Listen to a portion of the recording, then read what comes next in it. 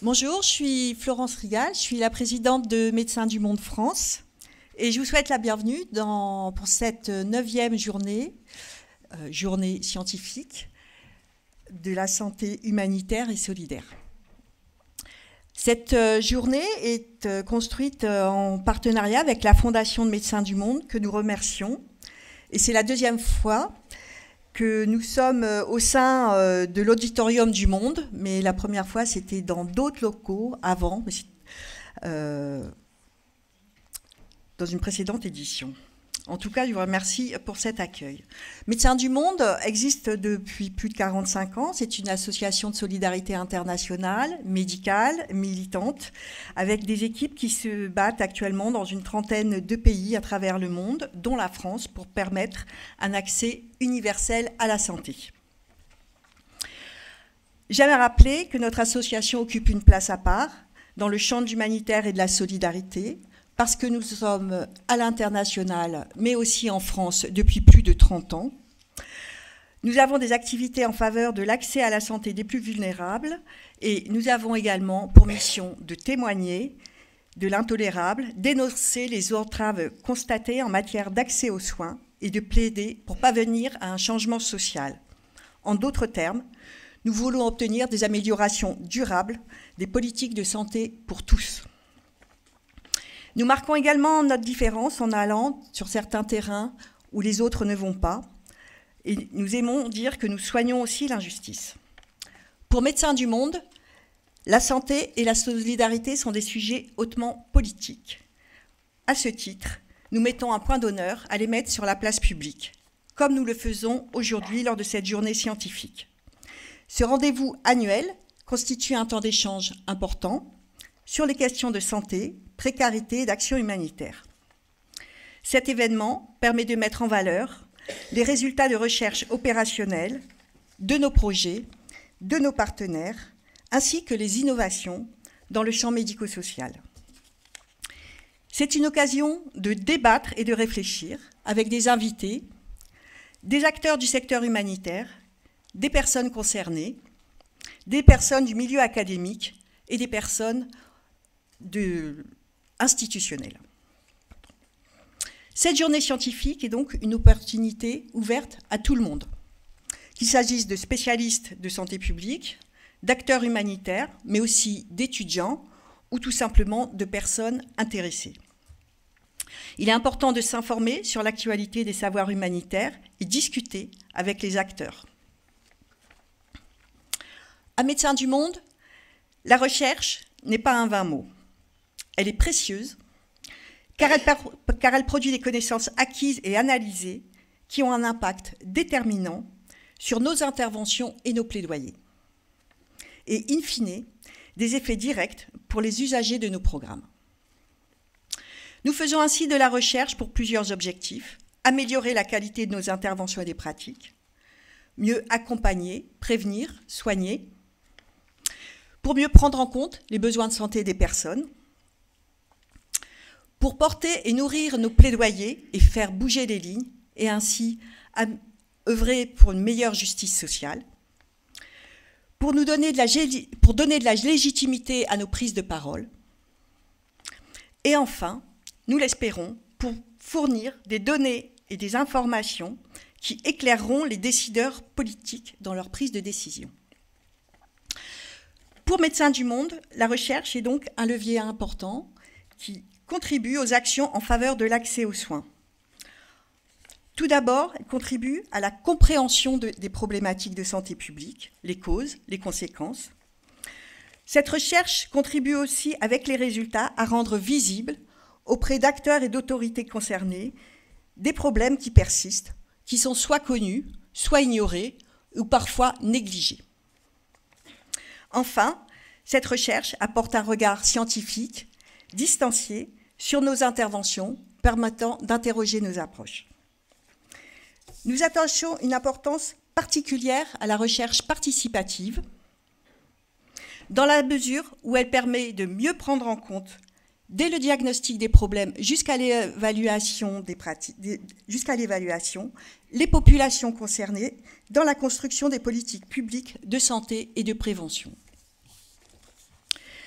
Nous le savons aussi, la recherche ne peut se faire en silo, d'où cette journée de rencontres et d'échanges avec d'autres acteurs que nous-mêmes, ceci afin de prendre aussi du recul. Il est important aussi de pouvoir nous questionner sur les bonnes pratiques en santé humanitaire et solidaire pour pouvoir avancer, progresser.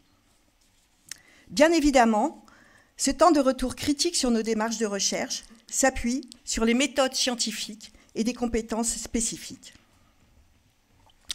Les humanitaires, les chercheurs et les autres acteurs de terrain, dont les personnes concernées, sont régulièrement confrontés à des défis complexes dans leurs interventions auprès des populations précarisées. Ils s'efforcent de comprendre des réalités singulières de ces communautés pour concevoir des actions efficaces et répondre à leurs besoins. De nombreuses questions se posent. Comment peut-on mobiliser l'existant pour venir en aide aux populations affectées? Comment reconnaître les capacités d'agir des personnes et mieux la valoriser? Quelles sont les méthodes innovantes dans des contextes humanitaires? Tout au long de la journée, les intervenants vont présenter leurs travaux et les résultats de leurs études, fruit d'une approche sensible tenant compte des multiples facteurs qui contribuent à favoriser la précarité. Ils s'attacheront particulièrement à formuler des suggestions, des recommandations, qui auront vocation à améliorer et renforcer nos capacités quant aux différentes stratégies d'intervention. Des actes seront rédigés suite à cette journée et ils rapporteront les éléments clés qui seront ressortis des échanges. Cette année, nous interrogerons l'intervention pour et avec les populations précarisées, en se posant la question suivante: comment comprendre, agir et transformer? Ce fil rouge va nous servir à explorer les enjeux qui entourent les interventions. Nous aurons donc au programme 4 tables rondes afin d'offrir une vision globale. Elles seront animées par des acteurs de Médecins du Monde. Et ce matin, nous aurons donc une première table ronde qui concernera des regards croisés sur les politiques de couverture sociale et de santé face aux inégalités. Nous aurons ensuite une autre table ronde en fin de matinée qui sera renforcer la capacité d'agir des personnes, enjeux et défis. Cet après-midi, nous traiterons de la construction des politiques nous traiterons de la construction politique et institutionnelle des stigmatisations sociales en France, regard historique, constat actuel et moyens pour les combattre. Enfin, nous terminerons avec des démarches innovantes au service des populations éloignées du système de santé. En effet, pour transformer les réalités sociales et économiques des populations précarisées, nous avons besoin d'une compréhension approfondie, d'une collaboration étroite entre les acteurs humanitaires, les décideurs politiques et les communautés concernées. Pour finir, nous aurons un pot de l'amitié qui viendra conclure cette journée à 17h15, dans la même salle où nous aurons le déjeuner, qui est le foyer où nous avons eu l'accueil ce matin. Quelques autres aspects techniques sur cette journée. C'est disponible en français et en anglais. J'ai oublié de le dire, il y a des personnes qui sont connectées et cette journée sera accessible en rediffusion. À chaque fin de séance, il y aura aussi un temps de discussion avec des questions dans la salle et dans le chat. Aussi, n'hésitez pas à nous interpeller. Pour conclure, et avant de passer la parole au modérateur de la première table ronde, je souhaite remercier par avance tous les intervenants qui s'associent à nous aujourd'hui pour partager leur savoir et alimenter les réflexions. Vos contributions nous sont précieuses au titre de la lutte contre l'injustice et les inégalités sociales de santé. Merci également aux équipes de Médecins du Monde qui travaillent depuis plusieurs mois déjà sur le programme de cette nouvelle édition. Merci aux équipes techniques, ça c'est souvent un défi aussi, qui permettent la tenue. Sans oublier, je vous remercie, vous, le public, pour votre présence nombreuse. J'espère que cette journée sera à nouveau riche et fructueuse en débats, en nouvelles connaissances et stratégies, et surtout qu'elle permettra de nourrir nos actions. Enfin, je nous souhaite à chacun et à tous une bonne journée et place au débat. Bonjour et bienvenue à toutes et tous, que vous soyez ici en présentiel ou à distance en ligne. Nous avons le plaisir de démarrer la journée avec une première table ronde consacrée aux politiques de couverture santé. En France comme à l'international, vous le savez, Médecins du Monde se bat pour l'accès inconditionnel à une protection maladie. C'est un principe de base, un prérequis fondamental pour l'accès aux soins de toutes et tous. En France, on le sait, la plupart des personnes résidant sur le territoire ont droit, en principe du moins, à une assurance maladie pour couvrir leurs frais de santé. Mais dans les faits, notre service public de l'assurance maladie se dégrade. En témoigne notamment le doublement dernièrement des franchises médicales qui fragilisent le principe de solidarité via la cotisation, ou encore la lame de fond de la dématérialisation des services publics qui éloigne de l'accès aux soins les plus vulnérables. Parmi les personnes résidentes sur le territoire, les étrangers et étrangères sans papier ou en situation administrative précaire rencontrent d'importants obstacles dans l'accès à une couverture santé. Ils et elles sont cantonnés à un dispositif spécifique, l'aide médicale de l'État ou l'AME, qui fait l'objet d'instrumentalisation politique récurrente. On l'a vu à l'occasion du projet de loi immigration, ou encore on aura l'occasion d'y revenir dans le cadre de la réforme réglementaire en cours. Dans ce contexte, et plus que jamais, nous avons besoin de données, de constats étayés, de connaissances scientifiques pour guider l'action publique et agir en faveur d'un meilleur accès aux soins de toutes et tous. C'est pourquoi nous avons demandé à Agnès Giraud d'intervenir aujourd'hui, coordinatrice générale de Médecins du Monde à Nice. Agnès connaît bien la réalité des parcours d'accès aux droits et aux soins des usagers de l'AME. Et grâce à son expérience professionnelle de longue date auprès des plus précaires, elle est en mesure de témoigner de la dégradation au long cours du dispositif, mais sans aucune pression, bien sûr. Afin de déconstruire les contre-vérités sur l'AME et de guider plus justement les politiques publiques, on peut non seulement nous appuyer sur les données internes de l'Observatoire de Médecins du Monde, mais également sur des enquêtes scientifiques solides en externe. Antoine Marsaudon, présent aussi avec nous, chercheur en économie de la santé, nous présentera à la suite d'Agnès l'enquête Premier Pas et ses derniers développements, une enquête d'envergure qui est la première à fournir des renseignements sur les profils et les trajectoires des usagers de l'aide médicale de l'État. Derrière la question de l'aide médicale d'État se pose l'enjeu de l'accès à une couverture santé universelle qui inclut l'ensemble des personnes résidentes sur un territoire. C'est pourquoi nous avons proposé à Valérie Reed, chercheur sur les enjeux de développement, de clôturer cette table ronde. Et nous lui avons proposé de nous aider à décentrer nos regards et nos perspectives à travers son étude sur la départementalisation des mutuelles santé au Sénégal. Là encore, une illustration de la manière dont les connaissances scientifiques permettent de guider les décisions publiques en matière de couverture santé. Mais sans plus tarder, et après cette brève introduction, je vais laisser la parole à Agnès, qui va nous présenter son intervention.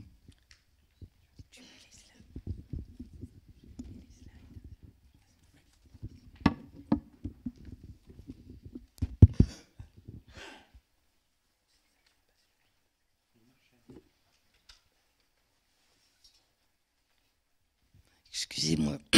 Bonjour, j'attends le PowerPoint. Voilà. Je fais un test. Je suis la première à passer, donc oui, non, c'est pas ça. Donc là, on recule. Désolé. Oui, c'est bon. Donc bonjour à tous. Je suis donc coordinatrice du centre de médecins, enfin, des actions de Médecins du Monde à Nice. Et pour commencer mon intervention, je vais donner la parole à une patiente qu'on a rencontrée, qu'on a accompagnée, et on a fait une compilation de ses témoignages lors des différents rendez-vous. Gardez en tête qu'elle parle très mal le français. Bonjour, je m'appelle Justine, je suis mauritanienne et j'ai pas de papier. Je comprends un peu le français quand on me parle doucement et pas avec des mots compliqués, mais je ne peux pas le lire. Je suis arrivée en France il y a 3 ans, je suis passée par la mer. J'ai dormi dans la rue pendant quelques mois et après j'ai rencontré un monsieur qui m'héberge. Je ne le payais pas avec des sous, mais c'est comme si je le payais, vous comprenez ? Maintenant j'arrive à travailler un peu, surtout des ménages. Je gagne environ 600 € par mois et j'ai une amie qui m'a proposé d'aller habiter chez elle. J'ai dit oui, je suis plus tranquille à elle, je lui donne des sous. J'ai été malade il y a 1 an et j'ai été chez le docteur. Il m'a dit de prendre des médicaments tous les jours, c'est pour la tension. Jusqu'à maintenant, je pouvais payer, mais maintenant, je peux plus, comme je donne des sous, 400 € à mon ami pour la chambre. Alors, on m'a parlé de Médecins du Monde et on m'a dit que c'était gratuit. J'y suis allée, et là, j'ai vu le docteur. Il m'a dit... mais on m'a aussi dit que je pouvais avoir l'aide médicale et plus payer quand je vais chez voir mon docteur et à la pharmacie. Mais pour ça, il faut une adresse. Et mon amie, elle veut pas dire que je suis chez elle. Elle a peur pour elle. Comme j'ai pas de papier, elle n'a pas le droit de m'aider.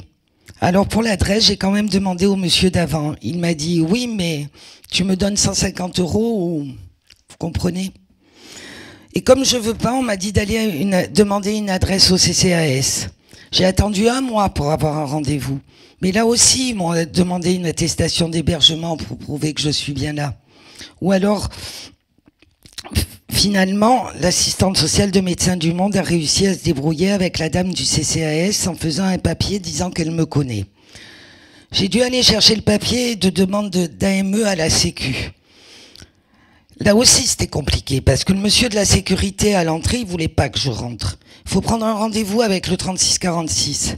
Mais avec mon téléphone, je peux pas appeler. Je peux pas avec mon forfait. Alors je suis allée encore voir Médecins du Monde. La dame, elle a attendu 15 minutes avant que ça décroche. Et là, j'ai eu mon rendez-vous.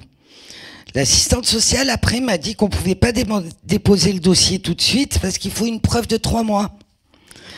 On a attendu 3 mois après la domiciliation. Elle m'a aidé pour faire le dossier et on a encore appelé le 3646 pour avoir le rendez-vous à la Sécu et là j'ai pu faire la demande. 2 mois après, ils m'ont envoyé un papier et j'ai rien compris.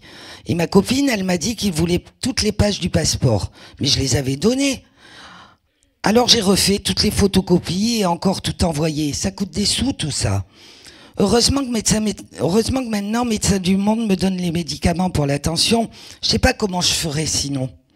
Ça fait 4 mois que j'ai demandé mon aide médicale et j'ai toujours rien. Avec Médecins du Monde, on a rappelé le 3646. On attend. Et quand ils décrochent, ils disent que mon dossier, il n'existe pas. Mais c'est pas possible. J'ai reçu le courrier de la Sécu. Alors on a encore appelé. Et on attend encore. Et là, une autre personne, elle dit qu'elle a trouvé mon dossier, mais qu'il manque toutes les pages du passeport. Donc quand on dit qu'on les a envoyées, elle dit qu'elle va faire un message à ses collègues. J'attends encore presque 2 mois. Et comme j'ai toujours rien, on rappelle le 3646. J'ai un peu honte. À chaque fois, il faut que j'aille embêter Médecins du Monde pour téléphoner. Et là, le 3646, ils disent « Ah, mais vous avez des droits. Il faut attendre qu'on fabrique la carte. On vous préviendra. » Finalement, j'ai réussi à l'avoir, ma carte. Mais elle finissait 6 mois après. Il faut donc que je recommence tout dans 4 mois. Mais bon, j'ai pu retourner me voir mon docteur. Et j'ai de la chance parce que lui, il râle pas que j'ai l'AME. Parce que ma copine, elle m'a dit que le sien à elle, il voulait pas prendre l'AME. Nous remercions Justine pour ce témoignage. Entre le moment où elle a eu l'information de l'existence de l'aide médicale d'État, plus de 2 ans après son arrivée en France, et le moment où elle a souhaité le demander et où elle a eu sa carte, il s'est passé presque 1 an, 10 mois et demi. En 2001, Justine n'aurait eu que 3 papiers à fournir. Le formulaire de demande, un justificatif d'identité et une déclaration sur l'honneur de sa durée de présence en France. Elle aurait eu son AME en 1 ou 2 mois.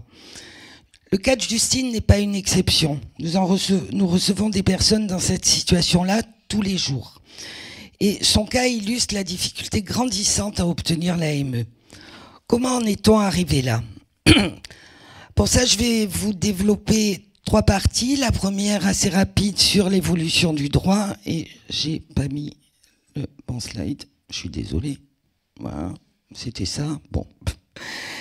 L'évolution du droit. Une deuxième partie sur l'évolution des pratiques et les conséquences réelles sur les bénéficiaires. Les potentiels bénéficiaires dans le sens où ils sont potentiels pendant plusieurs mois, le temps de l'obtenir.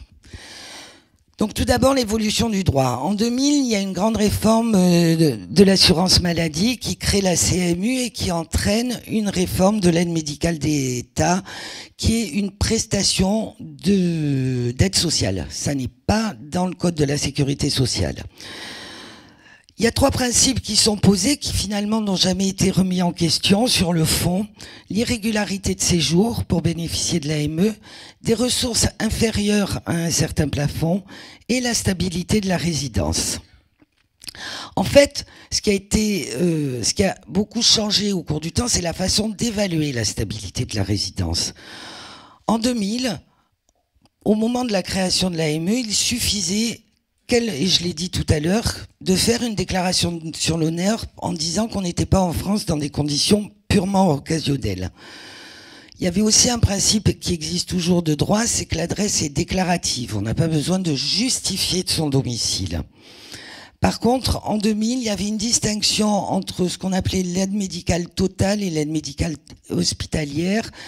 Pour les personnes qui avaient plus de 3 ans de résidence en France, ils pouvaient bénéficier d'une AME qui couvrait la totalité des soins en ville et à l'hôpital. Les personnes qui avaient moins de 3 ans de résidence en France ne pouvaient avoir recours qu'aux soins hospitaliers. En 2002, première réforme qui, pour la plupart, ont été posées dans le cadre des lois de finances, avec une avancée. Uniquement l'AME totale, quel que soit le délai de résidence, mais les premiers reculs, une première restriction du panier de soins, l'instauration d'un ticket modérateur, mais qui finalement n'a jamais eu de décret d'application, donc ça n'a jamais été mis en place, mais l'idée était lancée, et la stabilité de la résidence s'évalue quand on a 3 mois de présence en France. Donc, il aura fallu ensuite attendre jusqu'à 2005 pour que ces 3 premiers mois de présence en France, en tout cas 3 premiers mois qui peuvent durer beaucoup plus longtemps, puisqu'il faut en avoir la preuve, soient couverts par le fonds soins urgents et vitaux, qui fait que l'hôpital peut facturer ce type de soins qui sont définis comme des soins dont l'absence entraînerait une altération grave et durable de l'état de santé ou engagerait le pronostic vital. Il faudra attendre 2 ans pour que ces soins puissent être pris en charge dans ce délai de carence. En 2005, toujours, un décret commence à préciser comment on justifie de son identité, liste des pièces, comment on justifie des retours, et les pièces aussi qui permettent de justifier de la stabilité de la résidence. Le décret dit il faut un passeport avec un visa, un tampon d'entrée en France ou un visa daté, et à défaut, on peut fournir une attestation d'hébergement, un bulletin hospitalier, peu importe, à défaut. Et toujours en 2005, autre évolution, la distinction entre les Européens actifs et inactifs. En gros, les Européens, les ressortissants de l'UE, en règle sur le territoire et ceux qui ne le sont pas. Pour faire très court, mais c'est beaucoup plus compliqué dans la réalité, les Européens qui travaillent sont des actifs qui ont droit à la sécurité sociale, les autres, au bout de 3 mois, sont en situation irrégulière. Dans la réalité, c'est pas aussi simple que ça. En 2011, de nouvelles restrictions au panier de soins et l'instauration d'un ticket d'entrée de 30 €. Il fallait, pour bénéficier de l'AME, payer 30 €. Ça a été annulé au bout de 2 ans. Et le dernier grand paquet de restrictions a eu lieu en 2019 avec 2 nouvelles restrictions du panier de soins, mais surtout il instaure la notion de 3 mois d'irrégularité de présence sur le territoire. Concrètement, ça veut dire que quelqu'un qui serait rentré avec un visa, avec une autorisation de séjour de 3 mois sur son visa, il est pendant 3 mois en France et en situation régulière, il va falloir attendre 3 mois supplémentaires, donc au total 6 mois après l'entrée en France, pour pouvoir demander une aide médicale d'État. Les autres modifications qui sont intervenues en 2019, la première demande doit être obligatoirement déposée au guichet. Ça supprime de fait la fonction d'instructeur des associations de proximité ou des services de proximité, la centralisation des instructions sur 3 caisses et maintenant 4 de CPAM. Avant, c'était les caisses dans chaque département qui instruisaient les demandes. Maintenant, il y en a beaucoup moins, ce qui veut dire qu'il n'y a plus d'interlocuteurs directs. Voilà. Donc, toutes ces évolutions du droit, elles se sont accompagnées forcément d'évolutions des pratiques sur lesquelles il va être assez difficile d'être exhaustif. Donc, en théorie, au début, c'était simple. Oui. En théorie, au début, c'était simple, hein, c'est ce que j'ai dit, il suffisait de... Ça marche pas. Il suffisait de demander, de faire une déclaration sur l'honneur, mais le dispositif, si en théorie c'était simple, le dispositif était très mal connu des potentiels bénéficiaires, des CPAM, puisque c'était une réforme aussi de leur pratique. Selon les CPAM, on a même vu des CPAM qui refusaient d'instruire les demandes d'aide médicale d'État en disant que c'était pas leur problème. Il y avait des interprétations différentes des textes selon, là aussi, les caisses, voire même les agents. Donc il y avait une hétérogénéité énorme de pratiques que le décret de 2005, dont je parlais tout à l'heure, aurait dû régler, mais pas du tout. À tel point qu'en 2008, la CNAM, la Caisse nationale d'assurance maladie, sort une lettre réseau à l'attention de tous les directeurs des caisses départementales sur l'harmonisation des pratiques, où là il allait y avoir toute la liste des pièces. Malgré ça, on a vu tout au long de ces années des demandes abusives de pièces. La CPAM, enfin les CPAM sont très inventives hein, sur les demandes abusives de pièces. Ils font preuve de beaucoup d'imagination, ça change. Il y a des modes. Des fois c'est une preuve par mois, des fois c'est toutes les pages du passeport plusieurs fois. Enfin, c'est les cartes d'identité de l'hébergeant. Enfin, il y a des tas de choses qui changent au fil des ans. Donc, en gros, ce qu'on peut dire maintenant, c'est que la preuve de présence, les seules qui sont quasiment acceptées, sont en lien avec le domicile des personnes. Il n'y a pas souvent de preuve de dépôt à la CPAM des dossiers, ce qui veut dire que sans preuve des dépôts, on peut pas faire de recours.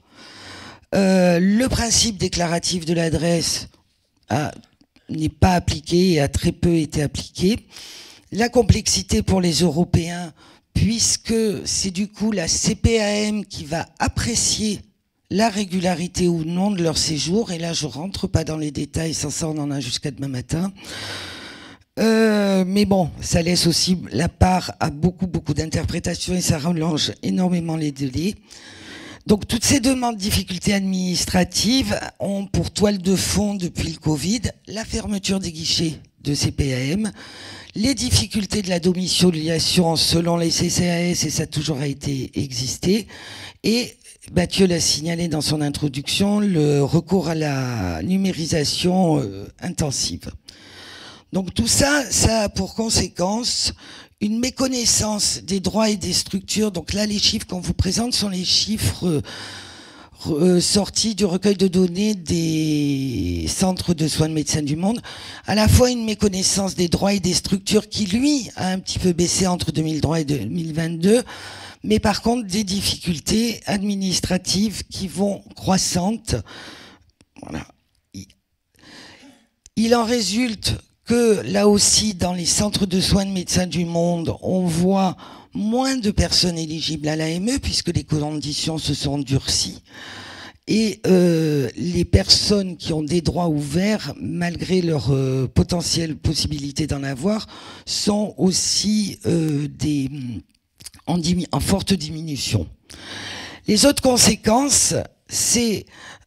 comme je le disais, ce ne sont pas des assurés sociaux, donc ils n'ont pas accès à toutes les campagnes de prévention organisées par la sécurité sociale, la prévention sur le cancer, les dents pour les enfants, etc. Il n'y a pas de carte vitale, donc pas de possibilité de télétransmission, ce qui entraîne aussi des refus de soins. Ils ne peuvent pas faire de compte Admélie parce qu'ils ont des numéros provisoires.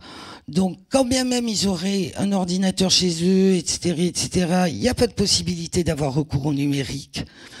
Les interlocuteurs de proximité ont disparu, donc il faut à chaque fois appeler le 3646, qui est la plateforme d'appel des CPAM. Donc d'une, c'est pas toujours accessible, hein, on l'a vu avec Justine, son forfait lui permet pas d'appeler les numéros spéciaux. Et il y a eu une enquête l'année dernière interassociative à laquelle Médecins du Monde a participé en Île-de-France. 38% des appels au 3640 n'aboutissent pas. Voilà, donc ça veut dire que ça laisse quand même 40% quasiment des gens sur le carreau. Et l'obligation de dépôt en guichet, cette même enquête montre que un tiers des personnes mettent plus d'1 heure pour aller jusqu'au guichet. Après, il y a le temps passé au guichet et il y a le retour. Ça veut dire qu'en gros, bon nombre de personnes ont le choix entre poser une journée de congé au risque de perdre leur travail, puisqu'ils ne travaillent pas déclarés, puisqu'ils n'ont pas d'autorisation de séjour, ou avoir des soins. Donc, les autres conséquences, c'est effectivement, ça entraîne des retards de recours aux soins. Là, on voit sur les 10 dernières années, ils ont toujours été assez stables. Mais par contre, les renoncements aux soins, c'est-à-dire comme Justine, qui finalement, si elle n'avait pas eu quelqu'un qui lui avait dit « mais va à Médecins du Monde », elle ne pouvait plus aller chez son médecin parce qu'elle ne pouvait plus payer ses soins. 65% des personnes qu'on rencontre à Médecins du Monde ont renoncé aux soins. Et la dernière chose dont on parle moins, c'est l'exposition aux violences. L'exposition aux violences institutionnelles et l'exposition aux violences plus personnelles. Vous l'avez compris, Justine a dû financer en nature un certain nombre de services pour pouvoir accéder à son aide médicale d'État. Donc en conclusion, je dirais que l'AME, c'est un dispositif qui est fragile, fragilisé régulièrement par le pouvoir législatif et ou le pouvoir administratif, mais il a le mérite d'exister. Ce dispositif, pourtant peu coûteux, il coûte moins de 0,5% du budget de la Sécu, est régulièrement remis en question. Et ces derniers mois, jamais la remise en question n'a été aussi forte. Elle s'inscrit dans un climat complètement délétère de suspicion généralisée à l'étranger, aux pauvres, qui est forcément fraudeur. Elle prête le flanc aux théories les plus infondées du tourisme médical et de l'étranger profiteur. Certes, l'AME, c'est l'universalité ratée. La couverture maladie universelle n'a pas été universelle puisqu'elle ne couvre pas les personnes sans titre de séjour.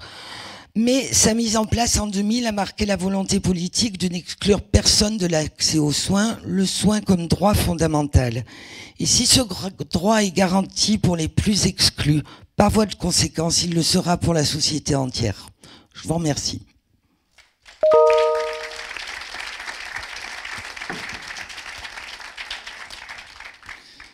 Un grand merci Agnès pour cette présentation qui donne bien le ton de cette journée.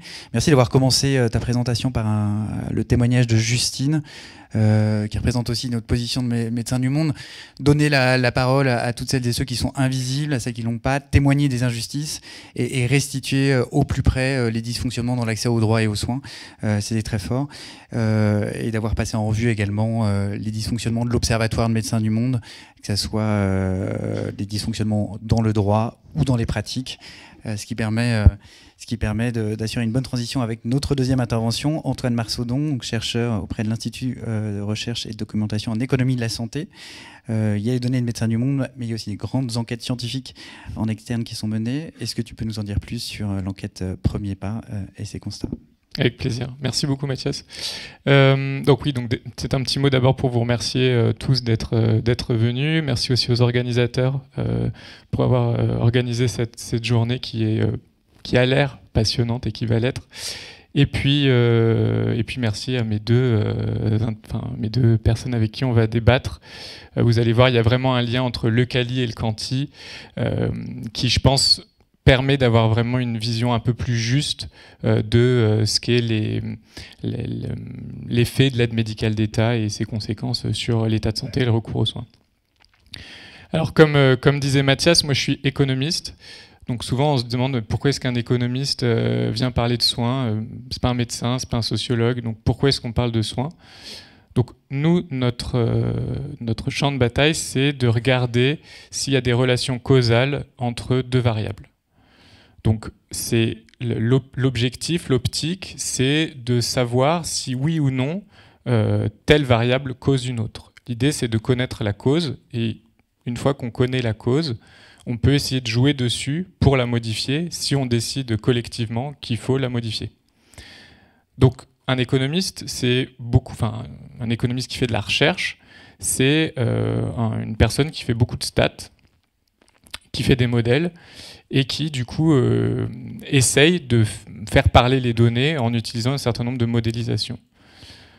Donc c'est ce qui va être, l'optique qui va être présentée ici, c'est ça. Le parti pris, c'est ça, c'est d'aller vous montrer les résultats d'un certain nombre de modèles, dont bien sûr on ne passera pas les équations, on regarde juste les résultats, mais c'est ça, nous, de là où on parle, quoi. En tant que chercheur, c'est cette optique-là, et vous allez voir, il y a plein d'interactions, en tout cas avec la première discussion, et la seconde aussi, j'en suis sûr, sur ce que disent les données, et après il y a tout ce que nous on voit pas, et je crois que Madame, en tout cas par l'expérience de ce que citait Justine, il me semble, voilà, tout ce qu'on n'arrive pas à capter en quantique, on peut avoir en quali, et qui du coup s'articule, je trouve, très bien. Du coup, je vais peut-être pas présenter ce que c'est que l'AME, puisque Madame l'a fait aussi effectivement très bien. Donc voilà, juste rapidement aussi, donc ça a été mentionné dans la présentation d'après. On est économiste, donc on fait évidemment pas que des coûts, mais on peut pas s'empêcher de ne pas y penser quand on parle de l'aide médicale d'État. On entend souvent parler du milliard le plus scruté de l'assurance maladie. Donc là, vous avez l'évolution des coûts, donc c'est la courbe rouge, l'évolution des coûts de l'aide médicale d'État sur plusieurs années. Et ça représente aujourd'hui à peu près 1 milliard d'euros. Donc c'est toujours, ça dépend si on est sur du prospectif, sur de l'avant, sur de l'après. Mais en moyenne, c'est 1 milliard d'euros. Et comme ce que disait Agnès, ça représente en fait, donc on se dit c'est énorme, 1 milliard d'euros, mais quand on regarde par rapport à la consommation de soins et de biens médicaux, la CSBM, donc les dépenses de santé qui sont faites chaque année en France, autour de 200 milliards d'euros, mais on voit que l'AME, ça pèse très peu. On est autour de, donc comme disait Madame, 0,5, c'est 0,45% des dépenses. Donc c'est assez faible. Donc on peut vouloir l'économiser, mais ça ne va pas économiser drastiquement les coûts, puisque ça représente quand même quelque chose d'assez faible.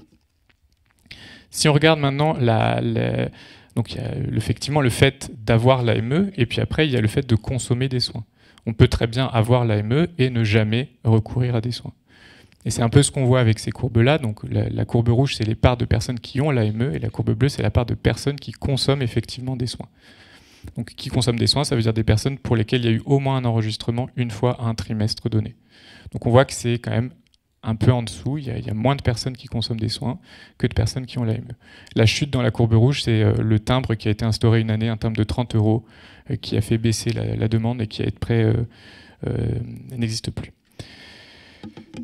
Donc nous, les deux questions qu'on s'est posées, c'est les deux suivantes, qui sont des questions de santé publique. La première question qui est quels sont les déterminants du non-recours à l'AME? Avec toujours l'idée qu'on avait en tête, c'est d'essayer de trouver une relation causale, c'est-à-dire qu'est-ce qui fait que les personnes n'ont pas l'AME? Et si après on considère collectivement que c'est un problème, qu'est-ce qu'il faut faire pour essayer de faire en sorte qu'il y ait moins de personnes qui n'aient pas l'AME? Donc ça, c'est la première chose qu'on s'est posée comme question.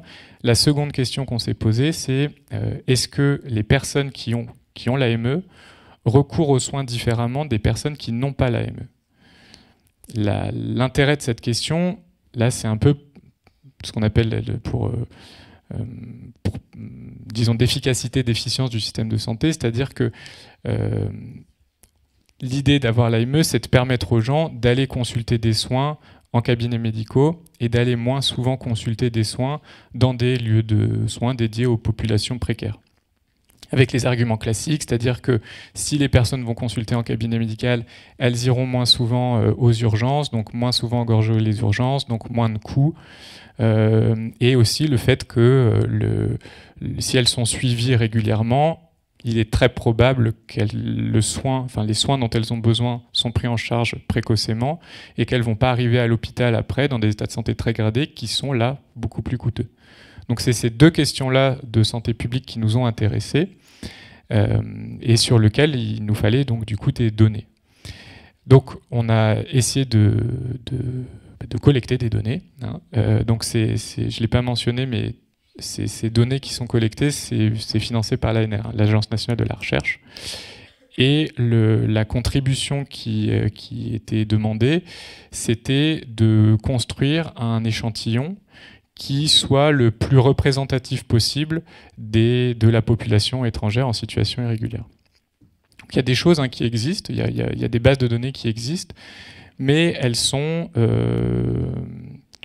disons qu'elles se basent sur elles sont très ciblées dans certains lieux. Donc, pour prendre un exemple, c'est que si on voulait avoir l'état de santé de la population française, mais qu'on va interviewer ou collecter des données dans des hôpitaux, on va dire, ah bah oui, la population française est en mauvais état de santé. Mais c'est assez intuitif, puisque si on collecte des données dans des hôpitaux, les gens vont pas bien, et donc on aura une mauvaise image, ou une image pas tout à fait bonne de la réalité. Donc nous, l'optique, c'était d'aller collecter des données non seulement dans des lieux de soins, parce qu'il faut effectivement avoir des lieux de soins, mais pas que, pour avoir une population la plus représentative possible. L'idée derrière d'avoir un échantillon représentatif, c'est que si on croit suffisamment à la représentativité de notre échantillon, on peut, moyennant certaines erreurs de se tromper, penser qu'on peut dire des choses sur la population. C'est-à-dire que notre échantillon se comporte de la même manière que la population et qu'on peut du coup élargir les résultats à quelque chose de plus global. Alors, donc tout le monde le sait, les personnes étrangères en situation régulière, c'est compliqué d'aller donner un questionnaire pour avoir de l'information. Donc on essaye, là où on peut avoir de l'info, c'est des personnes en situation irrégulière qui fréquentent des lieux dédiés aux populations précaires. Donc c'est déjà une petite restriction de la population, c'est-à-dire qu'on n'est pas sur la population entière des personnes étrangères en situation irrégulière, mais les personnes qui fréquentent les lieux. Donc il y a probablement des choses qu'on ne voit pas, c'est pas probablement ça, il y a des choses qu'on ne voit pas, les personnes qui sont peut-être très très marginalisées, qui vont du coup pas du tout aller dans ces lieux-là, ou à l'inverse des personnes qui sont peut-être plus intégrées, qui ont des proches qui peuvent les héberger, donc qui n'ont pas besoin de ça. Donc ce qu'on essaye d'être, c'est d'être représentatif des personnes qui vont dans des lieux de soins dédiés aux populations vulnérables. Alors comment on a fait pour faire ça ? On a eu les listings, donc on a travaillé avec la mairie de Paris et la mairie de Bordeaux. Donc Paris et Bordeaux parce qu'en fait c'est là où on était affiliés, il y a plein d'autres chercheurs qui sont affiliés à cette enquête et on est soit via Paris, soit via Bordeaux, et donc c'était pour ces raisons-là qu'on a, des raisons techniques qui fait qu'on s'est focalisé sur ces deux villes-là. Donc on a travaillé avec la mairie de Paris et la mairie de Bordeaux qui nous ont donné le listing de l'ensemble des structures qui accueillent des populations vulnérables. Maintenant, accueillir des populations vulnérables, ça ne veut pas dire accueillir que des sans-papiers. Donc là, on a appelé chacune des structures et on leur a demandé si oui ou non elles accueillaient des personnes étrangères en situation irrégulière. On a fixé un seuil à 20 personnes par semaine. Donc ça c'est arbitraire et on peut en débattre, mais l'idée c'est de dire qu'il faut que ça soit des structures qui accueillent suffisamment de personnes pour considérer que c'est quelque chose d'un peu stable. C'est pas une personne en situation régulière qui est venue une fois dans l'année. Voilà, on essaye d'avoir des choses qui soient le plus stables possible. Donc on a considéré on considère qu'un seuil de 20 par semaine, et donc là on a, je ne plus rien, 63 structures qui répondent à ces critères-là. Donc là, l'idée, c'est de dire on ne veut pas que des lieux de soins. Donc là, je ne vous détaille pas l'ensemble de toutes les structures, mais on a 30% de notre enquête qui sont des lieux de soins. Mais tout le reste, c'est autre chose que des lieux de soins. Donc ça peut être des bains-douches, ça peut être de l'aide alimentaire, ça peut être de la distribution de vêtements, ça peut être des aides culturelles, ça peut être aussi des aides administratives, hein, voilà, un peu plus large que juste des lieux de soins. Alors qu'est-ce qu'on voit en statistiques descriptives? Donc promis, on regarde, c'est un peu long, donc on regarde juste rapidement ce que c'est notre population, c'est-à-dire juste si on prenait une photo, qu'est-ce qui ressort rapidement de ces personnes-là. Donc c'est globalement des hommes, c'est une population masculine, qui vient d'Afrique et qui sont en France quand même depuis un certain temps, en tout cas ceux qu'on a nous là. Donc il y a environ presque la moitié des gens qui sont là depuis plus de 4 ans. On a des problèmes d'état de santé, je pense que ça vous en doutez tous, hein, voilà, et qui sont bien plus graves que, enfin en tout cas la prévalence est plus importante que ce qu'on trouve en population générale, ce qui est assez attendu, hein, puisque c'est des gens qui subissent des choses pas faciles, donc évidemment que l'état de santé est pas très bon. Alors maintenant, si on regarde juste les résultats, pareil, donc l'idée, hein, c'est de voir quels vont être donc là c'est les résultats de la première question, qu'est-ce qui cause le non-recours à l'AME. Et donc là, le déterminant principal, donc là je vous ai mis que les variables significatives, donc ça veut dire qu'il y a un lien suffisamment fort pour penser qu'on ne se trompe pas dans le fait que ce soit associé avec le non-recours. Donc là c'est pareil, il y a plusieurs variables significatives. La plus importante, c'est la durée de séjour en France. Donc ce que ça veut dire, c'est que plus les personnes sont en France depuis longtemps, plus grande est la probabilité pour elles d'avoir l'aide médicale d'État. Ce qui est intéressant, je trouve, c'est que les variables d'état de santé, là je ne les ai pas mentionnées parce qu'elles ne sont pas significatives. Donc c'est pas les personnes les plus malades qui se ruent sur l'AME. Pareil, je ne l'ai pas dit, mais c'était la première ligne de la statistique descriptive. Il y a un taux de non-recours très important. On est à 50%, 51% de personnes qui ne recourent pas à l'AME. Donc c'est beaucoup plus que la CMUC et la CS qui sont maintenant devenues de la C2S, mais c'est beaucoup plus que ces deux dispositifs-là. Donc l'état de santé, c'est pas un déterminant principal, c'est pas les gens qui sont malades qui recourent le plus, c'est les personnes qui sont en France depuis le plus longtemps. Et ça, je trouve que c'est intéressant, au moins avec ce qui vient d'être dit, c'est-à-dire que là, il y a une articulation, je trouve, entre le CADI et le CANTI, c'est-à-dire que nous, ce qu'on voit, c'est que plus les personnes sont en France depuis longtemps, plus souvent, elles ont l'AME. Mais on ne sait pas bien expliquer pourquoi. Et donc il y a plein d'hypothèses qui sont faites. Est-ce que c'est en fait de l'information, c'est-à-dire il faut juste être en France pour connaître le dispositif? Est-ce que c'est une forme d'acculturation, c'est-à-dire on connaît un peu mieux le système administratif, on connaît un peu mieux le système médical et on arrive à mieux comprendre, enfin voilà, etc. Donc ça, en tout cas c'est un peu ce que vous disiez, Agnès, sur les déterminants effectivement de ce qui fait ce qu'on capture dans la durée de séjour. Et je pense que ça, c'est intéressant d'avoir une articulation sur ces aspects-là. Maintenant, pour répondre à la deuxième question, donc désolé, c'est encore plus petit, mais je vais vous voilà.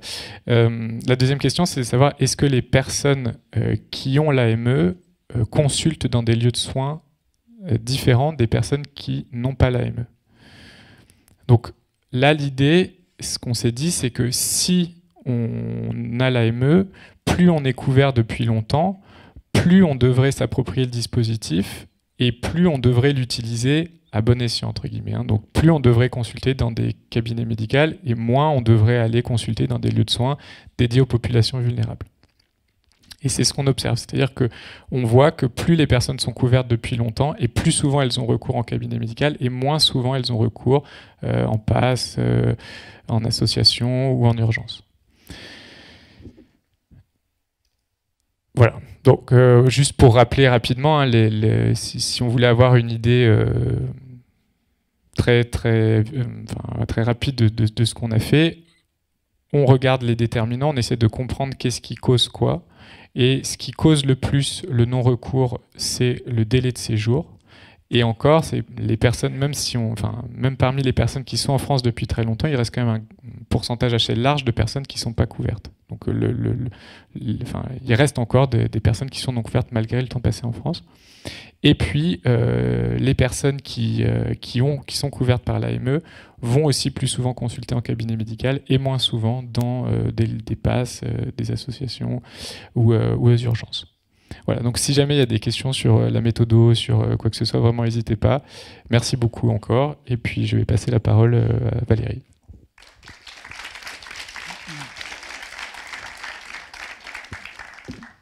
Merci Antoine pour cette présentation. Et merci aussi d'avoir restitué la démarche scientifique qui a mené à l'enquête. On est aussi au cœur des objectifs de cette journée. Juste à chaud de commentaires, mais qui semblent intéressants.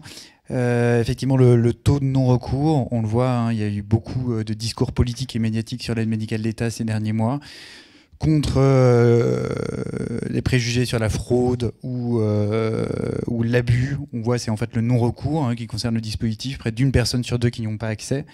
On note aussi que l'état de santé n'est pas le déterminant premier de l'accès à l'aide médicale d'État, donc ce qui aussi permet de faire voler en éclats tous les préjugés sur l'immigration thérapeutique ou le tourisme sanitaire qui, on sait, irrigue largement les discours xénophobes politiques.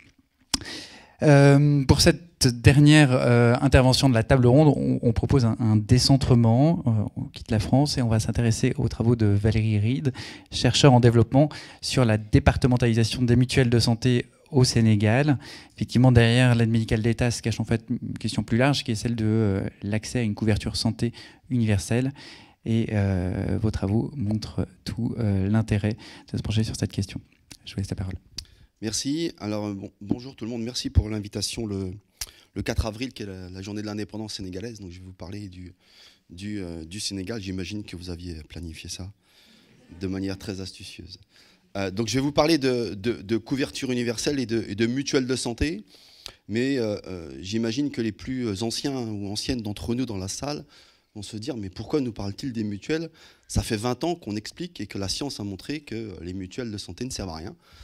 Les mutuelles communautaires, bénévoles, volontaires au niveau des villages, ce n'est pas l'instrument positif et l'instrument à utiliser pour la couverture universelle. Toutes les recherches l'ont dit, on l'a écrit, l'OMS l'a écrit dans ce document. Voilà, donc pourquoi je vais vous parler de ça? Parce qu'il y a une expérience un peu originale et nouvelle qui se passe au Sénégal et je voulais aujourd'hui, avec les différents collègues qui travaillent avec moi, vous présenter ce qui se passe au Sénégal. On a eu pendant très très longtemps des ONG, évidemment pas Médecins du Monde, mais les autres, qui ont travaillé longtemps en Afrique de l'Ouest francophone pour pousser, pour appuyer les mutuelles de santé communautaires. Mais encore une fois, on est à un des échecs importants dans le domaine du financement et ça ne fonctionne pas. C'est évidemment pas très nouveau et je vais vous faire un petit pas de côté encore plus après le Sénégal. Je vais vous faire un pas de côté un peu historique.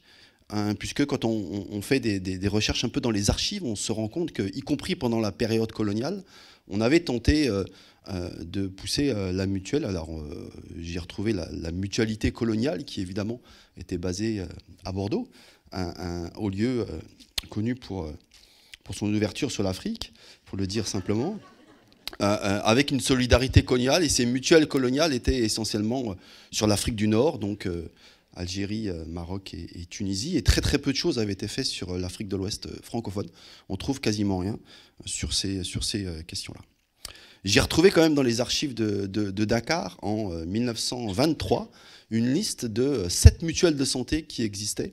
À l'époque, il y en a 7, et on est à moins de 700 adhérents sur le Sénégal de ces micro-mutuelles qui, évidemment, étaient essentiellement centrées pour les colons. J'ai retrouvé aussi dans les archives ce fameux modèle voyageur, ces idées, ces projets pilotes qu'on essaye tous de faire passer à droite, à gauche, et j'ai retrouvé dans les archives des discussions entre, d'un côté, le gouverneur général de l'OEF qui dit qu'il faudrait essayer d'appliquer en milieu indigène le principe de la mutualité, ou en Côte d'Ivoire, on a essayé également de travailler sur ces questions-là. Donc vous voyez, on a eu un peu de mal à pousser ces questions de mutuelle. Ça n'a pas vraiment pris. Mais ce qui est assez intéressant, c'est que dans cette lettre du lieutenant gouverneur de Côte d'Ivoire, évidemment, il y a tous les préjugés de l'époque sur lesquels je ne reviendrai pas, mais qui perdurent, on le voit. Mais il y a cette idée aussi de régionalisation, cette croyance de il faut que les gens puissent cotiser, payer. Alors à l'époque, il y avait évidemment l'impôt de capitation que vous connaissez, mais il y avait aussi un impôt pour la santé qui est assez hallucinant. Mais en même temps, il y avait une croyance autour du fait qu'il fallait que les gens puissent payer localement, cotiser localement pour que ça puisse bénéficier localement. Et on fait des allers-retours. Et la dernière diapo un peu de nature historique, c'est cette thèse de Bart Krill, qui est un médecin de santé publique, qui a fait sa thèse à la fin des années 90 sur la fameuse mutuelle de Bovenda, mutuelle hospitalière que vous connaissez peut-être. Et dans sa thèse, il y a maintenant très très longtemps, il suggérait d'arrêter ces mutuelles villageoises, communautaires, mais de passer à des mutuelles de district, des mutuelles de cercle, comme on dit au Mali, ou des mutuelles de département, comme on dit au Sénégal. 30 ans après, ça n'a pas été fait, ce modèle n'a pas voyagé, personne n'est au courant, personne n'a vraiment testé ces questions-là, à ma connaissance, et le Sénégal vient de le tester depuis quelques années, donc c'est un peu l'histoire que j'aimerais vous faire ce matin. Au milieu des années 2010, donc 2013, le gouvernement sénégalais décide de mettre en place un programme national de mutuelles de santé communautaire à l'échelle des villages. Son programme phare, largement soutenu par la coopération américaine, USAID, pour des raisons évidemment idéologiques que vous connaissez, a décidé de mettre en place une mutuelle par commune. Donc une commune, une mutuelle. Donc avec une fragmentation assez hallucinante. On est à plus de 600 mutuelles décidées à l'échelle du village, où chacun va pouvoir adhérer à la mutuelle. Alors évidemment, il y a eu des dizaines et des dizaines d'études, y compris par nos amis économistes, qui ne font pas que des bonnes choses, mais parfois ils font aussi des études pour essayer de comprendre quels sont les facteurs qui favorisent ou pas l'adhésion aux mutuelles de santé. Donc il y a eu de multiples études qui montraient les défis. L'un des défis, c'est évidemment la capacité à payer. Donc on a vu fleurir des dizaines, sinon des centaines d'études sur cette capacité à payer. Et l'un des problèmes, évidemment, pour les populations rurales en Afrique de l'Ouest francophone, c'est celle de payer. Donc l'État sénégalais, comme d'autres pays de la sous-région, a décidé de subventionner à hauteur de 50% l'adhésion à la mutuelle. Donc une adhésion à la mutuelle communautaire, c'est 7 000 francs. L'État va payer 3 500 et chaque ménage, chaque personne va pouvoir adhérer pour 3 500. Vous divisez par 655,957 si vous voulez avoir les euros. Et puis ça, c'est les contributifs, mais après, vous avez les non-contributifs, donc les plus pauvres, les indigents qui, eux, grâce à un programme national de bourse de sécurité familiale et du transfert monétaire, vont pouvoir adhérer gratuitement à une mutuelle, et c'est l'État qui va payer les 7 000, donc la totalité de cette cotisation aux mutuelles communautaires. Donc voilà le programme national lancé en 2013 au Sénégal. 10 ans après, c'est un échec. Les enquêtes nationales de santé montrent un taux d'adhésion de moins de 5%. Une enquête dans 3 grandes régions récentes montait à un taux de pénétration de 2,5%. Donc à peine 2,5% des villageois dans ces 3 grandes régions ne sont adhérents aux mutuelles de santé. Évidemment, comme dans toutes ces mutuelles, c'est utile pour les personnes qui ont adhéré, qui ont payé. Elles ont plus recours aux soins, elles dépensent moins. Mais pour les autres, les plus pauvres, ça n'a pas eu d'impact. Évidemment, on parle de micro-impact, puisqu'on parle de moins de 3% de la population qui est adhérente. Donc ça ne marche pas. Parallèlement à ça, en 2014, la coopération technique belge, la CTB à l'époque, et Enabel aujourd'hui, décide d'appuyer non pas ce modèle de mutuelle communautaire villageoise, mais des modèles de mutuelle à l'échelle d'un département. Donc qui vont changer le partage des risques à une échelle départementale, donc très élevée. On parle de plusieurs centaines de milliers de personnes.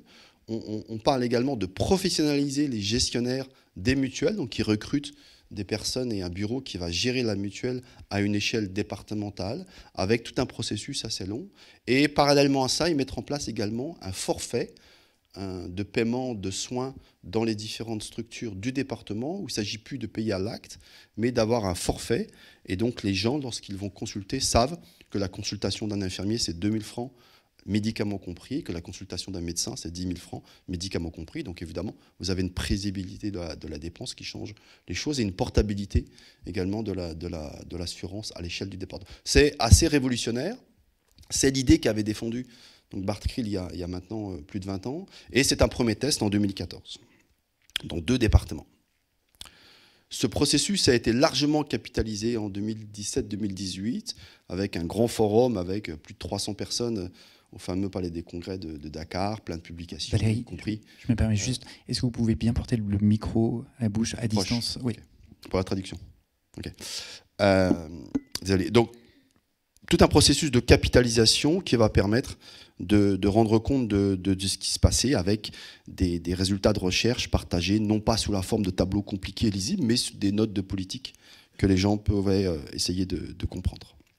On est là dans un conflit idéologique très intéressant qu'on a essayé d'analyser très récemment avec 2 collègues, avec d'un côté la coopération technique belge et de l'autre côté la coopération américaine, et des enjeux de pouvoir, des enjeux idéologiques, des enjeux d'instruments qui ont duré très très longtemps, qui sont arrivés donc à cet échec. Et aujourd'hui, le Sénégal a donc décidé de passer à l'échelle de ces mutuelles départementales, mais on a perdu une bonne dizaine d'années sur la solution.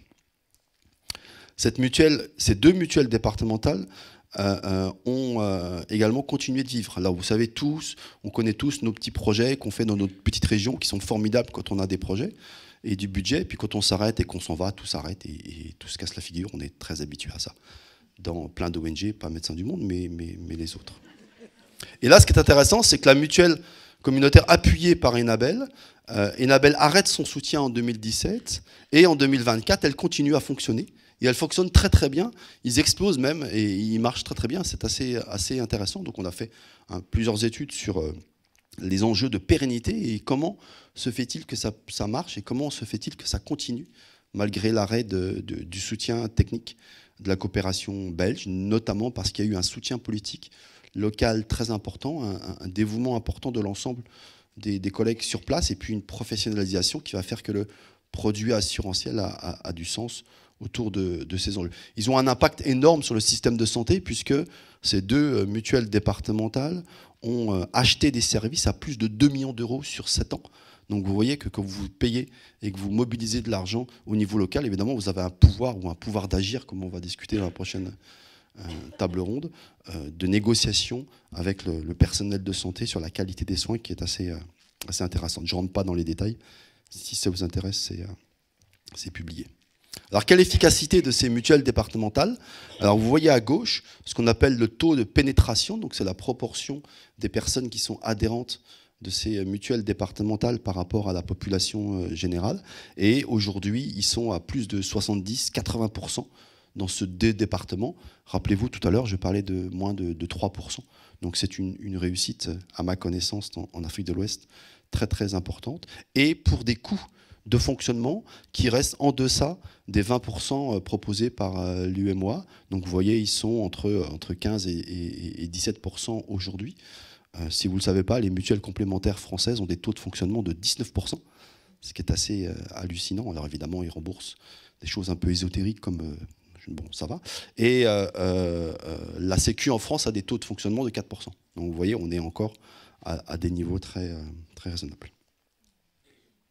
Le cœur de la solution, et je ne rentre pas dans les détails méthodologiques ici, c'est la confiance en fait, et la satisfaction.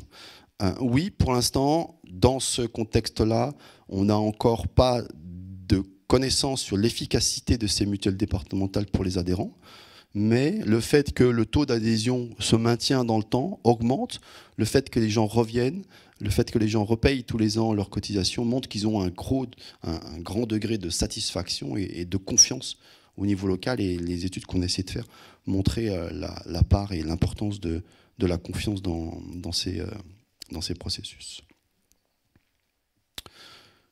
L'idée du gouvernement maintenant est de passer à l'échelle. Après une évaluation nationale qui a eu lieu en 2021, avec une douzaine de rapports assez longs et assez indigestes, mais très intéressants, l'État s'est rendu compte que la solution des mutuelles communautaires locales n'était plus la bonne, que ces mutuelles départementales pouvaient être intéressantes, et ils ont donc décidé de passer à l'échelle. Alors vous voyez, j'ai pris un symbole assez classique. On va essayer d'avoir plus d'arbres et plus de pommes dans les arbres. Et donc on va passer à l'échelle nationale ces mutuelles départementales. Alors aujourd'hui, vous voyez tous les départements qui sont colorés sont les départements qui ont dissous toutes les mutuelles communales locales, avec évidemment dans certains cas beaucoup de résistance locale, puisque tous les présidents, il n'y a pas beaucoup de présidentes, tous les présidents des mutuelles locales d'un seul coup n'ont plus ce titre fameux de président de mutuelle, donc il y a beaucoup de résistance localement, mais globalement l'État est en train de faire bouger les choses, et l'Agence nationale de la couverture maladie est en train d'appuyer cette départementalisation à l'échelle nationale qui va arriver doucement à l'échelle du pays. On n'a pas encore de données quantitatives suffisamment solides pour prouver donc l'efficacité de ces mutuelles départementales. Malheureusement, comme souvent dans les politiques publiques, on oublie de faire des enquêtes sérieuses avant, ou on oublie de passer à l'échelle en tenant compte des données probantes. Bon, vous savez, par exemple, en France, le RSA était passé à l'échelle nationale avant même, et ça c'est comment ça s'appelle, Martin Hirsch, vous connaissez aussi, avait décidé de passer à l'échelle le RSA alors même que les résultats de l'évaluation pilote du RSA n'étaient pas sortis. J'ai appris la semaine dernière qu'on était passé pareil à l'échelle du vaccin HPV en France, alors même que les résultats de la recherche financée par la France à hauteur de 2 millions n'étaient pas encore sortis pour prouver l'efficacité du processus. Bon, donc on est souvent dans des politiques publiques, on va passer à l'échelle avant même d'avoir les résultats. Ici aussi au Sénégal, on passe à l'échelle avant d'avoir des résultats, malgré les quelques données que je vous ai partagées. Donc on est en train, avec les collègues de l'université Cheikh Anta Diop, de monter des études pour essayer de vérifier que cette départementalisation va être efficace pour la population, y compris avec des données locales, mais aussi avec des données nationales.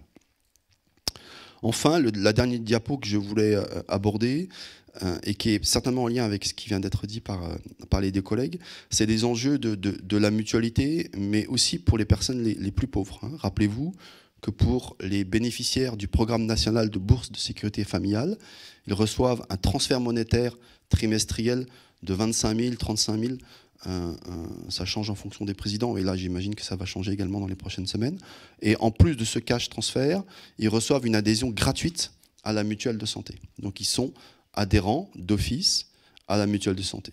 L'un des problèmes majeurs, c'est que ces personnes, comme pour l'AME, ne savent pas qu'elles ont ce droit et ce bénéfice d'un accès gratuit à la mutuelle de santé, et c'est un défi énorme pour les finances publiques, évidemment, puisque ça coûte quelques milliards à l'État, 19 milliards, mais en plus pour ces populations qui n'ont pas recours aux soins. Et donc nous sommes en train, depuis quelques mois, de démarrer un programme de recherche financé par le FID de l'AFD, où on va tester un processus de navigation en santé que vous connaissez aussi, où les agents de santé communautaire dans les villages sont en train d'accompagner ces bénéficiaires de ces bourses de sécurité familiale pour pouvoir bénéficier de leurs droits et avoir recours aux soins lorsqu'elles en ont besoin dans ces processus de mutuelle départementale qui fonctionnent. Et je vous laisse avec mes fameuses archives où j'ai retrouvé par hasard un texte de Charles Dornier qui en 1907 essayait de montrer comment les fables de La Fontaine pouvaient être utiles au développement de la mutualité. Alors voilà un des éléments qu'il a essayé de mettre en avant. Je pourrais vous passer l'archive si ça vous intéresse. Et j'ai trouvé ça assez intéressant de montrer comment La Fontaine pouvait aussi être un promoteur de la mutualité. Je vous remercie.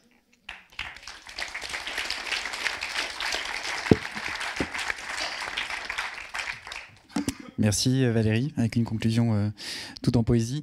Non, merci pour ce décentrement du regard qui permet de mettre en perspective la question de la couverture santé et des politiques publiques. À chaud, quelques éléments aussi qui pourront venir alimenter les discussions, la genèse de la mutuelle dans un contexte colonial, assez intéressant, et la question de l'initiative de la départementalisation, avec la question de l'échelle des risques, la question des résistances politiques, idéologiques, locales, qui est assez aussi intéressante à prendre en compte, et évidemment la question de l'évaluation des politiques publiques et de son impact sur des décisions politique. Donc autant de pistes pour ouvrir nos échanges. On a une dizaine de minutes. La parole est à vous, avec la possibilité de questions dans la salle ou à distance via le chat. Je vais essayer de synthétiser aussi vos échanges. Peut-être que pour lancer première question, et en attendant que vous formuliez les vôtres, je vais lancer une première question à nos intervenants. Une question d'actualité sur l'aide médicale de l'État, et peut-être s'adresser plutôt à Agnès et à Antoine dans un premier temps. On le sait, le dispositif a largement été contesté dans le cadre du projet de loi immigration et a fait l'objet de négociations en marge de l'examen au Parlement, puisque Elisabeth Borne s'était engagée auprès de Gérard Larcher, le président du Sénat, à une réforme du dispositif et non par voie réglementaire. Cet engagement a été repris par Gabriel Attal, son successeur, qui lors de son discours de politique générale fin janvier a annoncé qu'une réforme de l'AME par voie réglementaire, donc c'est-à-dire pas devant le Parlement mais par décret, aurait lieu avant l'été. Parmi les pistes de restrictions qui sont actuellement à l'étude et qui font l'objet d'arbitrage, en ce moment, d'arbitrage ministériel, on a identifié quatre risques de restriction. Ce qu'on appelle la conjugalisation des ressources, on l'a évoqué je crois tout à l'heure, mais aujourd'hui la prise en compte, il n'y a pas de prise en compte des ressources du conjoint ou de la conjointe quand celui-ci ou celle-ci est en situation régulière ou est française, dans le cas d'un couple qui a l'aide médicale de l'État. Donc un des projets serait de prendre en compte ces ressources. Un projet de limitation des pièces d'identité qui permettent de justifier l'accès à l'aide médicale d'État. Une piste de restriction concernant le dépôt physique des renouvellements et non plus seulement des premières demandes aux caisses des CPAM et d'éventuelles nouvelles restrictions du panier de soins avec notamment l'introduction d'accords préalables des CPAM. Ma première question est celle-ci. Quelles sont les conséquences à craindre de ces mesures pour la santé individuelle des personnes concernées, la santé publique, si elles venaient à être adoptées? Agnès, Antoine, peut-être je vous laisse commencer. Sur ce que tu as appelé la conjugalisation des ressources, en fait, si les ressources du conjoint n'étaient pas prises en compte, c'est parce que c'est une question de droit d'aide sociale. Un conjoint n'est pas obligé alimentaire, donc on ne prend pas en compte ses ressources. C'est fondé sur du droit. Ça, c'est le premier point. À partir du moment où l'aide médicale d'État, c'est on l'a ou on l'a pas, si on prend les ressources d'un conjoint en compte, le conjoint ou la conjointe qui est en situation irrégulière n'aura pas d'AME. Le seuil de l'AME pour un couple est de 1 200 € à peu près, et de toute façon c'est inférieur au SMIC. Donc si une personne en situation irrégulière est en couple avec quelqu'un qui a un revenu égal au SMIC, ce qui est probable, la personne en situation irrégulière n'aura aucune couverture maladie. C'est pas une prestation contributive, donc il y aura aucune possibilité pour elle d'avoir une couverture maladie. Donc ça, c'est un des premiers impacts. Donc pas de recours aux soins, tata. La deuxième chose concernant les justificatifs d'identité, là, assez spontanément, je vois, il risque de restreindre à la vraie pièce d'identité, on ne sait pas encore, et refuser les actes de naissance qui pour l'instant sont acceptés. Je prends l'exemple d'un demandeur d'asile qui a été débouté. Pour déposer sa demande d'asile, il faut envoyer ses pièces d'identité, son passeport à l'OFPRA, qui ne les renvoie jamais une fois que la procédure est finie. Si le demandeur d'asile est débouté, ce qui se passe quand même dans 80% des cas, il n'aura plus de pièces d'identité. Il sera en situation irrégulière. Si on refuse les actes de naissance, il ne pourra pas avoir l'AME.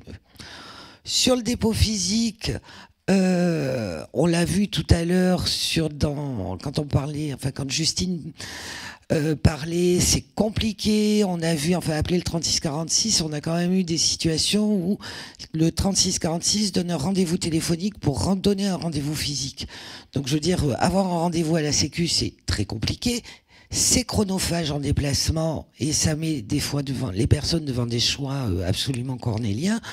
Donc, je suis pas sûre. Enfin, je pense que derrière tout ça, il y a effectivement l'idée de réduire le nombre de personnes qui, plus on met d'obstacles, forcément, on va arriver à 0,2% de la Sécu. Je sais pas si, Antoine, tu veux compléter. Si, merci beaucoup. Et puis merci Mathias pour la question. Effectivement, c'est une bonne question. Peut-être pour répondre,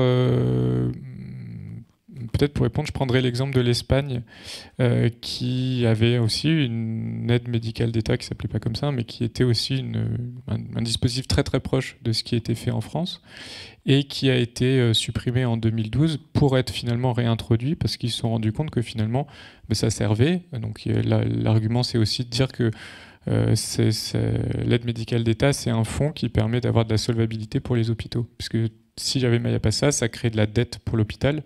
Et donc, in fine, les gens vont devoir le payer. Donc, avoir un dispositif assumé, en fait, qu'il y a un dispositif qui existe et qui doit être maintenu, me semble bon. Et donc l'Espagne est revenue sur cette suppression. Ils l'ont réintroduit. Et ce qui est aussi intéressant, c'est que cette suppression n'a pas fait réduire le nombre de personnes étrangères en situation régulière en Espagne. Donc il n'y a pas eu de... les arguments qui sont aussi souvent mentionnés, c'est de dire, si on coupe les soins, si on coupe ça, les gens ne viendront plus. En fait, non, ça n'a pas réduit. Donc en fait, c'est probablement pas un bon argument. Moi, je citerais ça comme pour manière de répondre à ça, en complément, bien sûr, du cas français. Merci pour vos retours. Et ça montre bien que malgré des connaissances scientifiques, les prises de décision politiques ne font pas toujours l'objet d'une grande rationalité. Des questions dans la salle ou dans le chat pour nos intervenants. On peut peut-être prendre plusieurs questions. N'hésitez pas, ne soyez pas timide. On a deux questions tout en haut. Et pendant que on monte, je vais quelques commentaires dans le chat. Commentaire pour Valérie. Je cite, j'ai vu un rapport de l'OIT en 2021 sur la sécurité sociale sénégalaise qui montrait que malgré des bénéficiaires de mutuelles départementales en augmentation, les caisses étaient vides et en pratique, les personnes étaient très peu remboursées de leurs soins. On laissera peut-être Valérie répondre à ce commentaire. Et une deuxième question également pour Valérie. Pouvez-vous, s'il vous plaît, expliquer le rôle des agents de santé dans l'accompagnement des patients pour les mutuelles? Et on prend peut-être les deux autres questions pour faire une salve. Pardon, j'y vais. Bonjour, c'est une question pour Valérie Reed. Est-ce que vous pourriez préciser le panier de soins en fait couvert par les mutuelles, le type de soins remboursés, le type d'acte, le type de traitement? Merci. Et je crois qu'il y avait... Oui. Concernant ce qui vient d'être dit sur l'équivalent de l'AME en Espagne, je voulais savoir durant combien de temps ça avait été supprimé et à peu près sur quelle période. Merci. On répond à cette première salle. Peut-être Valérie, je vous laisse... Oui, merci pour les questions. Alors, caisse vide, non, je ne suis pas au courant, en tout cas pour ces mutuelles départementales. Elles remboursent, évidemment, il y a des défis de durée. Les problèmes sont plus liés aux politiques publiques d'exemption du paiement qui, elles, ont plusieurs années de retard, mais comme dans tous les pays de la région. Là, l'idée des agents de santé communautaire et de l'accompagnement dans les villages dans lesquels on est en train de faire cette expérimentation, c'est de dire que les gens bénéficient d'un droit et que malheureusement, un, elles ne le savent pas, et deux, quand elles le savent, elles n'en profitent pas, elles n'en bénéficient pas. Donc l'idée, c'est d'avoir des agents de santé communautaire qui sont multiformes. Donc vous savez qu'on les utilise beaucoup dans les politiques publiques pour pouvoir accompagner ces personnes bénéficiaires et déjà identifiées dans le cadre du programme national pour qu'elles puissent ensuite aller dans les centres de santé lorsqu'elles en ont besoin. Et enfin, le panier de soins. Alors c'est un panier de soins très, très local pour l'instant, même s'il y a une portabilité de l'assurance à l'échelle du département, mais qui commence également à être mis en place à l'échelle de la région. Donc il est aussi possible d'aller à l'échelle de la région. Et puis les mutuelles départementales ont simplifié les choses avec une seule carte, où les adhérents ont une seule carte, puisqu'avant, les mutuelles communales, il fallait aller chercher une lettre de garantie à la mutuelle, et puis le gars n'était jamais là, il était dans son champ, il fallait attendre 3 jours pour qu'il revienne. Bref, c'était compliqué. Et donc maintenant, les adhérents ont tous une carte sur laquelle le paquet de soins et l'adhésion est affiché. Ils arrivent au centre avec cette carte, et ils ont les droits aux soins. Donc ils ont les soins de santé primaire classiques dans les dispensaires, dans les postes, comme on dit au Sénégal, et puis ils ont l'accès aussi aux soins à l'hôpital du district, l'hôpital du département, et là également ils ont l'ensemble du paquet de soins avec des remboursements qui varient selon les soins, et puis des remboursements également qui varient selon les médicaments. Il y a un défi important, comme dans beaucoup de contextes, y compris en France, d'accès et de pénurie de médicaments. Et donc là, les mutuelles sont en train également de rembourser les prescriptions achetées dans les pharmacies privées de la place. Donc lorsqu'ils sont dans les pharmacies des structures publiques, ils ont accès à l'ensemble du médicament sur la base de certaines spécialités et d'une liste de médicaments essentiels, évidemment. Et puis après, quand ils vont dans les pharmacies privées, lorsqu'il y en a, ils ont le droit à un remboursement de 50% de leurs tarifs, et ce qui pose aussi des défis. Alors là, comme dans tous les pays du monde, ces mutuelles départementales commencent aussi à faire face à des défis importants sur les maladies plus chroniques, HTA et compagnie, qui commencent à être aussi importants dans cette région, et pour lesquels on a encore peu de traitements et de spécialistes. Merci Valérie. Antoine, peut-être des compléments sur l'étude espagnole? Oui, merci pour la question. Je ne sais pas si je vous vois bien, donc voilà, par là, ouais. Donc oui, c'est une bonne question. Donc c'est une dizaine d'années, avec néanmoins à avoir en tête que les 2 études dont je parle sont du coup antérieures à à cette dizaine d'années, et donc il me semble que c'est 4 ans après la mise en place de cette politique que les deux papiers utilisent. Et si ça vous intéresse, je peux vous donner les références de ces 2 papiers. Merci. 2 nouvelles questions dans le chat, et je vois que l'heure tourne, donc on terminera peut-être avec ces 2 questions. Question pour Agnès: est-ce que Médecins du Monde travaille avec l'OFII, l'Office français de l'immigration et de l'intégration, c'est-à-dire l'agence du ministère de l'Intérieur, notamment en charge de l'évaluation des questions de santé dans le cadre du droit au séjour pour soins, mais je crois aussi des bilans de santé des demandeurs et demandeuses d'asile. Et avant de te laisser répondre, Agnès, on va prendre une autre question dans la salle également. Oui, et on a 2 questions. Ouais. On vous écoute. Oui, c'était pour savoir si vous ne pensez pas que l'attaque, elle n'est pas seulement sur l'AME, puisque s'il y a moins de gens qui ont l'AME, il y aura plus de recours au pass. Or, actuellement, l'accès au pass, enfin l'argent donné au pass est sanctuarisé par l'ARS. Or, ce qui se profile, c'est que cet argent ne soit plus sanctuarisé et soit donné directement aux directeurs d'hôpitaux.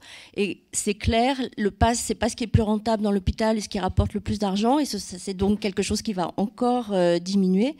Et d'autre part, sur les conditions de régularisation, c'est-à-dire on voit des gens qui ne peuvent plus avoir l'AME parce qu'ils sont salariés, ils gagnent plus de 900 € par mois. Et les conditions, c'était pour la régularisation, c'était 3 ans et 12 fiches de paye, je crois. Et est-ce qu'il n'est pas question d'augmenter aussi ce quota? Merci pour cette question. Et une question également, Paris. Oui, merci beaucoup pour cette table ronde. Déjà, peut-être une piste à écouter Agnès. C'est vrai que tout le long du témoignage de Justine, nous, à la Fondation Croix-Rouge, je me suis rendu compte qu'il y avait des recherches qui décrivent ces phénomènes qu'on avait produites aussi.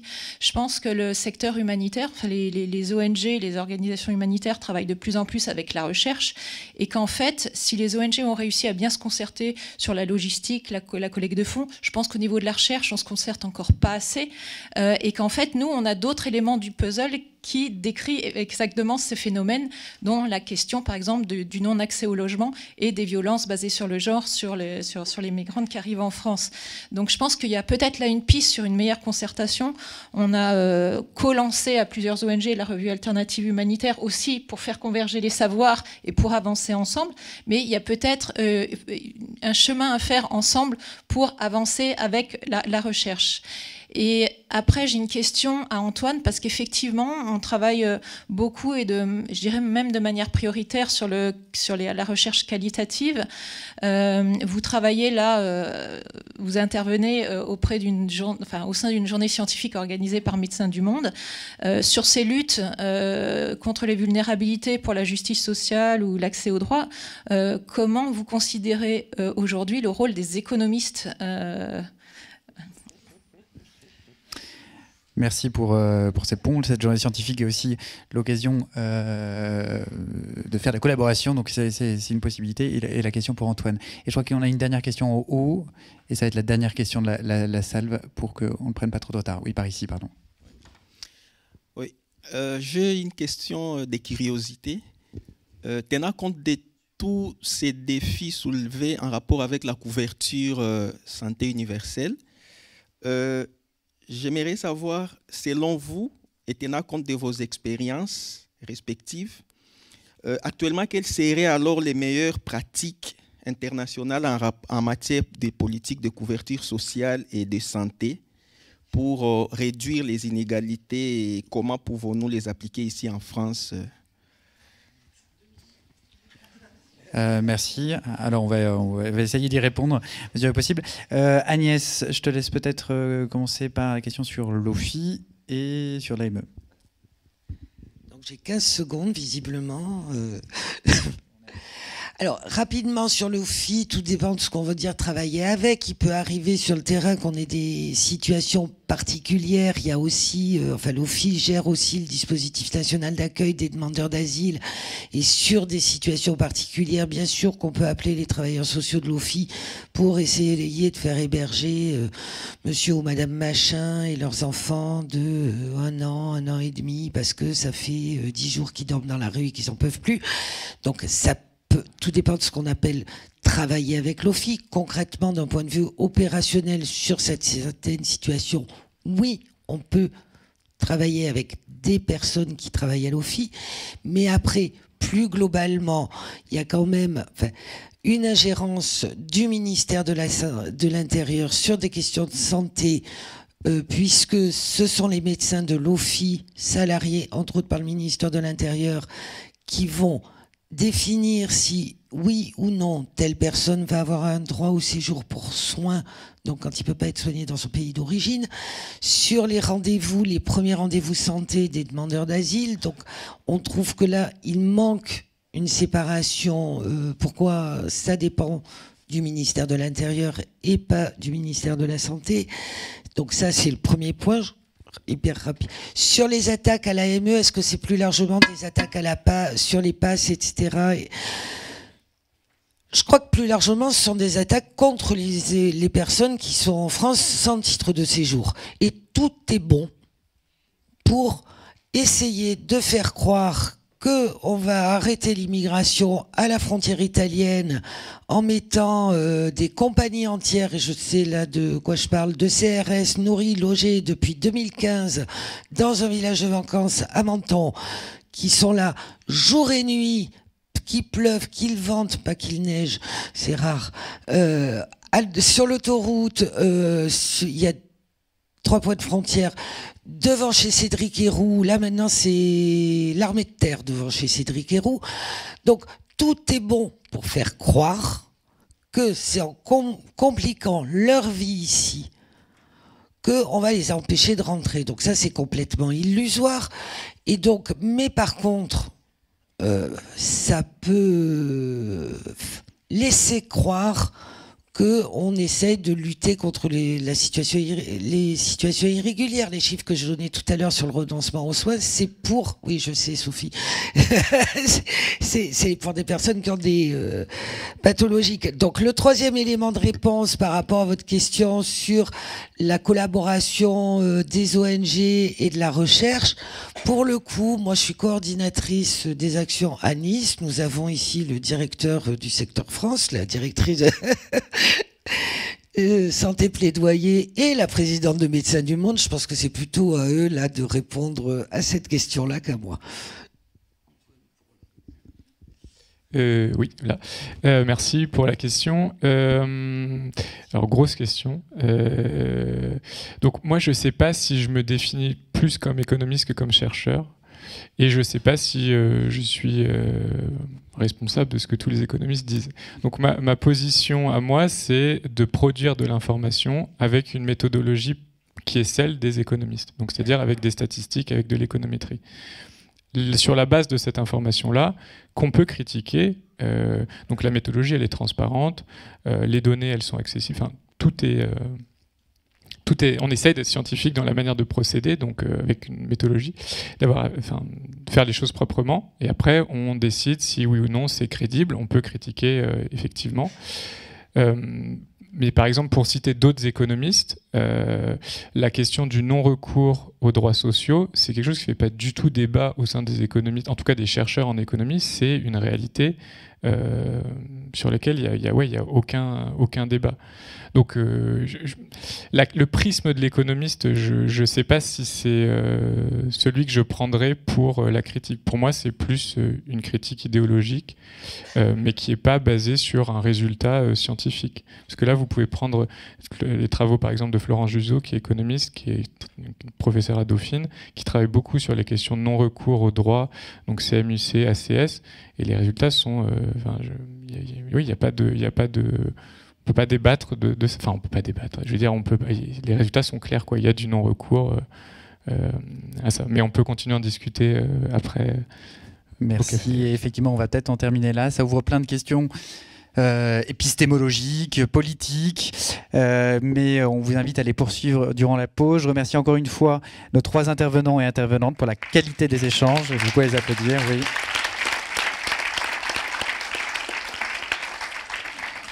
On a pris un peu de retard, donc je pense qu'on va raccourcir un peu la pause. Une pause peut-être de 10 minutes et une reprise de la deuxième table ronde à 11h40. En ligne, on vous invite à vous reconnecter d'ici une dizaine de minutes. Et pour ceux qui sont présents et présentes dans la salle, vous pouvez aller vous restaurer en haut. Merci à vous.